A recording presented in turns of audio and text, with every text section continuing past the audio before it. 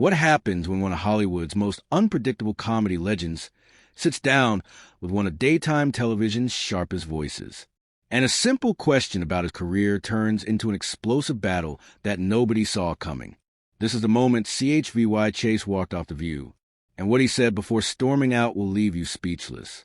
Before we get into this, make sure to hit that subscribe button and drop a comment below telling me what you think about what went down here, because this situation is absolutely wild. The studio audience was buzzing with excitement as Chevy Chase walked onto the set. The veteran comedian known for his work on Saturday Night Live and films like Caddyshack and National Lampoon's Vacation settled into a seat at the table. The panel consisted of Whoopi Goldberg, Sarah Ann, Sunny Hostin, Alyssa Farah Griffin, and of course, Joy Behar. The mood seemed light at first, with Whoopi handling the introductions and the audience applauding warmly. Whoopi started things off with a softball question about his new memoir that had just been released. Chevy smiled and launched into a story about his early days in comedy, talking about the absurdity of his rise to fame. The audience laughed. The host nodded along, and everything seemed perfectly pleasant. Sarah asked him about working with some of his famous co-stars, and he delivered a few amusing anecdotes that had everyone smiling. Then Joy leaned forward. So, Chevy, I have to ask, you've had a reputation over the years for being, let's say, difficult to work with. Do you think that reputation is fair, or is it something the media has blown out of proportion? The audience went quiet. Chevy's smile didn't quite reach his eyes anymore. Well, Joy, I think that's an interesting way to start conversation. Do you often invite people on just to insult them, or is this a special occasion? Joy laughed, but there was an edge to it. I'm not insulting you. I'm asking about something that's been reported by multiple sources over decades. Bill Murray has talked about fighting with you on set. Community creator Dan Harmon spoke about issues during your time on that show. These aren't things I'm making up. You're right. You're not making them up, Chvy said, his tone cooling. But you are choosing to focus on them within the first 5 minutes of this interview. I've been in this business for 50 years. I've made people laugh for 50 years. And you want to talk about gossip and rumors from disgruntled people who couldn't take a joke. Whoopi tried to interject. I think what Joy is getting at is that your book touches on some of these relationships, and she's curious about your perspective. Now, looking back, my perspective is that comedy is not a safe space, Chevy said, turning to Whoopi but clearly still heated. When I was on SNL, we pushed boundaries. We said things that made people uncomfortable. That was the entire point. Now, everyone wants to dissect every interaction through this modern lens of did everyone feel good? Was everyone nice? Did we all hold hands and sing together afterwards? That's not comedy. That's therapy. Joy jumped back in. There's a difference between pushing boundaries in comedy and being unkind to the people you work with. You could be funny without being cruel. Plenty of comedians manage to do it. Oh, really? Chevy leaned back in his chair, arms crossed. And who are these perfect comedians you're referring to? Because I'd love to meet them. Every comedian I know, the good ones anyway, the ones who actually made people laugh until they couldn't breathe. Every single one of them has been called difficult or mean or problematic or whatever the word of the day is. George Carlin was called offensive. Richard Pryor was called dangerous. Joan Rivers was called vicious. But they were geniuses. Joan Rivers is actually a perfect example. Joy said, her voice rising slightly. She was sharp. She was cutting. But the people who worked with her consistently said she was professional and kind behind the scenes. You can be edgy in your work without treating people around you poorly. That's the distinction I'm making. You didn't know Joan? Chevy said flatly. I did. And trust me, she could be just as difficult as anyone else when the situation called for it. The difference is people choose who they want to canonize and who they want to tear down. And right now, I'm apparently in the tear down category. Sunny host spoke up for the first time. Chevy, I don't think anyone is trying to tear you down. But you have to admit that when multiple people over multiple decades say similar things, there might be something worth examining there. That's not gossip. That's a pattern. A pattern, Chevy repeated, shaking his head. Let me tell you about patterns. The pattern I see is that anyone who refuses to apologize for who they are, anyone who doesn't get on their knees and beg forgiveness for not being perfect gets destroyed. And I'm not going to do that. I'm not going to sit here and flagellate myself for your entertainment. Nobody's asking you to flagellate yourself, Joy said. We're asking you to take some accountability. Do you think you've ever treated anyone poorly on a set? Simple question. Do you think you've ever treated anyone poorly at this table? Chevy shot back, because I could probably find some people who'd say yes to that. 2. Should we spend the rest of this segment talking about every time you've been sharp with a guest or dismissive of someone's opinion? Or is this standard only applied to me? The audience gasped audibly. Joy's face flushed. That's completely different, and you know it. I'm a talk show host having conversations. You're talking about allegedly creating hostile work environments. Allegedly, Chevy said, that's a fun word. Real courageous of you to bring up allegations. Why don't we talk about the work? Why don't we talk about the fact that Caddyshack is still considered one of the greatest comedies ever made? Why don't we talk about the vacation movies that people still watch with their families every holiday season? Why don't we talk about the fact that I helped build Saturday Night Live into what it became? No, let's talk about whether I was nice enough in rehearsal 40 years ago. Alyssa Farrah Griffin tried to calm things down. I think we can acknowledge both things, right? You've made incredible contributions to comedy, and maybe there were also moments where things could have been handled differently. Both things can be true, but that's not what this is about, is it? Chevy said, looking directly at Joy. This is about you wanting me to gravel. This is about you wanting a moment where Chevy Chase admits he was wrong. He was terrible. He's sorry. He's learned. He's grown. Whatever the script is that everyone expects now, and I'm telling you, that's not happening. Joy leaned forward even more, her voice steady but intense. I don't want you to gravel. Chevy, I want you to be honest. Can you sit there and honestly tell me you have no regrets about how you've treated people throughout your career?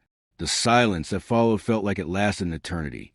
Chevy stared at Joy for a long moment, and when he finally spoke, his voice was quiet but cutting. Of course, I have regrets. Everyone has regrets. But my regrets are mine.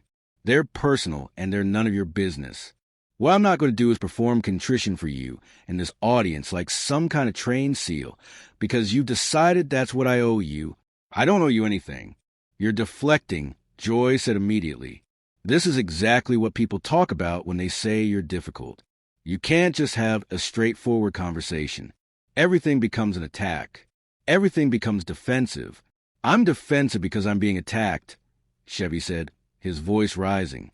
Now, you brought me on this show under the pretense of discussing my book, my career, my life, and comedy. And within minutes, you turned it into an interrogation about my character. How exactly did you expect me to react? Should I be thanking you? Whoopi tried again to redirect. Okay, let's take a breath here. Chevy, your book does talk about some conflicts you've had. Can we focus on what you wrote about SNL and your time there? You said that period was both the best and worst time of your life. Can you expand on that? I can, but I don't think Joy wants to hear it, Chevy said. Still looking at Joy. I think Joy has already made up her mind about who I am based on articles she's read and stories she's heard secondhand. Why would my actual perspective matter at this point? Your perspective does matter, Joy insisted. That's why I'm asking these questions. But you're acting like any criticism or any question about your past is some kind of personal vendetta. It's not. It's journalism. It's having a real conversation instead of just lobbing softball questions and pretending everything is wonderful. Journalism. Chevy laughed bitterly. Is that what we're calling this? Because it feels a lot more like a hit piece disguised as an interview. And you know what the funny thing is? I actually respect you, Joy. I think you're smart. I think you're quick. I think you don't take garbage from anyone. But right now you're doing exactly what you accuse me of doing. You're being cruel and calling it honesty. The audience was completely silent now, the tension in the studio palpable. Sarah Ann looked uncomfortable, glancing between Chevy and Joy like she was watching a car crash in slow motion. Joy's expression hardened. I'm not being cruel. I'm being direct. And if you can't handle direct questions about your own history, maybe you shouldn't be promoting a memoir that discusses that history. You can't write about your life and then get upset when people want to talk about what you wrote. I'm not upset about talking about what I wrote, Chevy said through gritted teeth. I'm upset about your tone, your approach, and your clear agenda coming into this. You didn't read my book wanting to understand me. You read it looking for ammunition. There's a difference. Sonny jumped in. Chevy, I've read your book, and I actually found a lot of it really thoughtful. You talk about your childhood, your struggles, your complicated relationship with your father, but you also gloss over a lot of professional conflicts pretty quickly. Why do you think that is?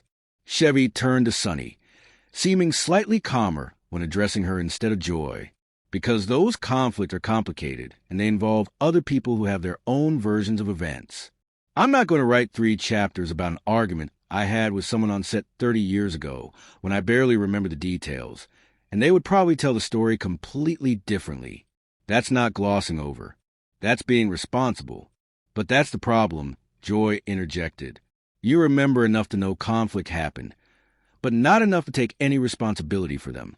That's convenient. You know what, Joy? Chevy's voice went cold. I've been in this business long enough to know what you're doing. You're trying to get a viral moment. You're trying to get me to lose my temper. So you can clip this and put it online, and everyone can talk about how terrible Chevy Chase is. And the sad thing is, I'm probably giving you exactly what you want right now. If that's what you think this is about, you're more paranoid than I thought. Joy said, I'm asking you legitimate questions that any interviewer would ask. The fact that you're this bothered by them says more about you than it does about me. I'm bothered because you're being disrespectful. Chevy said, there's a way to ask hard questions with some dignity and grace. And then there's this. You're not Barbara Walters, Joy. You're not even trying to understand where I'm coming from. You just want to score points. Don't tell me what kind of interviewer I am. Joy snapped. I've been doing this for decades, just like you've been doing comedy for decades. And in those decades, I've interviewed hundreds of people, some of whom I've disagreed with strongly, and I've managed to do it without being called disrespectful. Maybe the problem isn't how I'm asking the questions. Maybe it's that you don't like the questions themselves. Alyssa tried to mediate. I think maybe we're all getting a little heated here. Can we just take a step back? Chevy, what do you want people to take away from your book? What's the main message you're hoping readers get? Chevy didn't look at Alyssa. He kept his eyes on Joy. You really think you're the hero in this scenario, don't you? You think you're holding the powerful accountable, or whatever. But what you're actually doing is participating in the same kind of cruelty you claim to be against. You're just doing it with a smile and calling it an interview. That's absurd, Joy said. I've been nothing but professional with you. If you can't handle a tough interview, that's your problem, not mine. Professional, Chevy repeated. You ambushed me on live television with accusations framed as questions, and you're calling that professional. If I did this to you, if I invited you somewhere and then spent the entire time attacking your character based on things other people have said, you'd call me every name in the book. But because you're doing it with a panel around you and an audience watching, somehow it's acceptable. Whoopi raised her hands. Okay, gentlemen, ladies, everyone, I think we need to move on to another topic. Chevy, let's talk about your new projects. What are you working on next? But Chevy wasn't done. No, Whoopi, I appreciate what you're trying to do, but I'm not going to just move on like this didn't happen. Joy asked me if I have regrets, and I do. I regret coming on this show today. I regret thinking this would be a genuine conversation, and I regret not walking out the minute this started. The audience gasped again. Joy's eyes widened slightly, but she recovered quickly. Well, the door's right there if you want to leave. Nobody's forcing you to stay. Is that what you want? Chevy asked. You wanted to walk out so you can spend the rest of the show talking about how you were right about me all along, because that seems like exactly the kind of thing you'd enjoyed.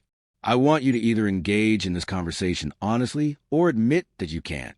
Joy said, those are your options. What I don't want is this victim routine where you act like you're being persecuted for being asked basic questions about your public history. Victim routine, Chevy said, his jaw clenched. That's rich coming from someone who makes a living complaining about everything and everyone on national television. Do you ever look in the mirror and wonder if maybe, just maybe, you're part of the problem you claim to be fighting against? Excuse me? Joy's voice went up an octave. I am not the one with a reputation for making sets toxic. I am not the one multiple colleagues have spoken out about. Don't you dare try to turn this around on me. I'm not turning anything around. Chevy said, I'm pointing out the hypocrisy of someone who built a career on being acerbic and confrontational, lecturing me about being difficult. You want to talk about toxic? Let's talk about ambush interviews. Let's talk about building entire segments around tearing people down. Let's talk about the culture you contributed to where nobody can have a human moment or make a mistake without being crucified for it. Sonny tried to interject. I think we're losing sight of the actual issues here. No, Sonny, I think we're finally seeing the actual issue, Chevy said, turning to her briefly before looking back at Joy. The issue is that people like Joy have created this environment where the only acceptable response to any criticism is immediate total capitulation. Apologize. Gravel promise to do better. And maybe you'll be forgiven until the next time someone decides to drag you. And I'm not going to participate in that anymore. I'm not going to sit here and let you dissect my entire life and career like I'm some kind of specimen in a lab while you pretend it's all in the name of truth and accountability. Joy leaned back in her chair, a tight smile on her face. You know what I find fascinating, Chevy? You came on this show to promote your book, a book where you talk about your life, and now you're angry that we want to discuss your life. Do you see the contradiction there? Or is self-awareness not really your strong suit? That was the line that did it. Chevy's face went red. Self-awareness. You want to talk about self-awareness? You sit at this table every single day. You interrupt people. You shout over them. You mock them when they disagree with you. And you think that's enlightened discourse. You think that's brave? But it's not brave to attack someone when you got backup and an audience cheering you on. That's easy. What's brave is admitting when you're wrong. And I haven't heard you admit that once in this entire conversation. I'm not wrong, Joy said firmly. I asked you legitimate questions about documented incidents involving your behavior. If those questions make you uncomfortable, that's something you need to deal with, not blame on me. Documented incidents? Chevy scoffed. You mean gossip? You mean stories from people who had their own axes to grind, their own careers to promote, their own narratives to sell, and you're treating all of that like it's gospel truth because it fits the story you want to tell about me. You decided who I was before I even walked through that door. Whoopi put her hand on the table. Chevy, I really think we should move forward. Let's talk about something else. Let's talk about comedy today. About what you think about the current landscape. But Joy wasn't backing down. No, Whoopi. He brought up an interesting point. He thinks I decided who he was before he got here. But Chevy, you've spent this entire interview proving every single thing that's been said about you. You've been defensive. You've been hostile. You've attacked me personally multiple times. And you haven't once genuinely answered a question. So if I had any preconceptions about you, you've done nothing but confirm them. Chevy stood up. The movement was sudden enough that Sarah N. actually flinched. The audience went completely silent, a hush falling over the studio that felt almost unnatural. You know what, Joy? You're right about one thing. I am proving something here today. I'm proving that I don't have to sit here and take this. I don't have to smile and nod while you insult me to my face and call it an interview. And I don't have to give you the satisfaction of watching me break down and apologize for things I either didn't do or don't remember, the way you want me to remember them. Sit down, Chevy, Joy said. But there was something in her voice now, a hint of uncertainty. We're in the middle of a show. Then finish the show without me, Chevy said. He started removing his microphone, his hand shaking slightly, whether from anger or adrenaline. I'm sure you'll have plenty to say once I'm gone. You can spend the rest of the segment talking about what a terrible person I am, how I couldn't handle the heat, how this is exactly what everyone said would happen. Go ahead, I'm giving you permission. Whoopi stood up too, Chevy. Please, let's just take a breath. We can talk about this during the commercial break. There's nothing to talk about, Whoopi, Chevy said, and his voice was calmer now, which somehow made it more intense. I came here thinking this was going to be a conversation. I thought I was going to talk about my work, my life, maybe make some people laugh. Instead, I got ambushed by someone who clearly has issues with me that have nothing to do with anything I've actually done to her personally, and I'm not going to reward that behavior by staying. Joy stood up now, too. You are unbelievable. You can't even handle one tough interview. This is exactly the problem. You want everyone to treat you like you're some kind of comedy god who's above criticism. But the second someone pushes back even a little bit, you fall apart. I'm not falling apart, CHVY said, finally getting his microphone off and setting it on the table. I'm making a choice. I'm choosing not to engage with someone who isn't interested in a real conversation. You wanted a fight, Joy. You wanted drama. Well, congratulations. You got it. I hope it was worth it. Oh, don't play the martyr. Joy shot back. You're walking off because you can't defend yourself. Because when someone actually asks you to account for your behavior, you have nothing to say except attacks and affections. Chevy paused, looking at Joy with something that might have been pity. You really believe that, don't you? You really think you're the reasonable one here? That's the saddest part of all of this. You've convinced yourself that cruelty is the same as honesty, that attacking people is the same as holding them accountable. And the worst part is people buy it. They watch shows like this, and they think this is what discourse looks like.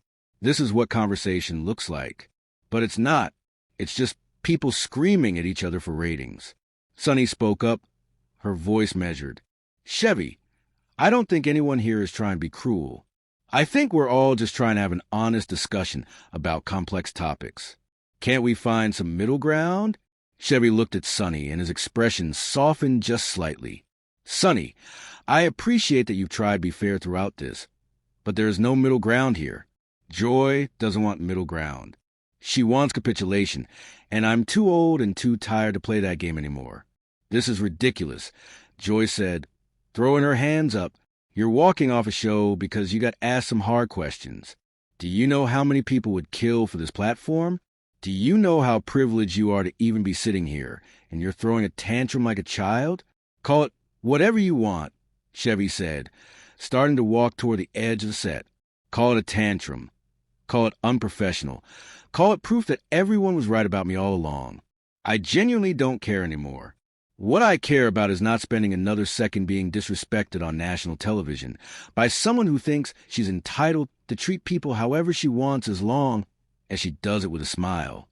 Alyssa finally spoke up, her voice almost pleading. Chevy, please don't leave like this. I think we can still salvage this conversation. Can we start over? Can we reset and try again? Chevy stopped and turned back to look at the panel. For a moment, it seemed like he might actually be considering it. The audience held its breath. Even Joy seemed to be waiting to see what he would do. You know what the really sad thing is? Chevy said quietly. I actually had things I wanted to say today. I had stories I wanted to share. I had perspectives on comedy and creativity, and what it means to try to make people laugh in a world that's increasingly hostile to that. But none of that matters now, does it? All anyone's going to remember from this is that CHVY Chase walked off the View. All anyone's going to talk about is this moment right here. And Joy, you knew that. You knew that from the second you asked that first question. You knew exactly what you were doing. Joy crossed her arms. What I was doing was my job. If you can't handle that, maybe you should stick to Twitter where you can control the narrative and block anyone who disagrees with you. I don't have Twitter, Chevy said with a bitter laugh. But thank you for proving my point one more time.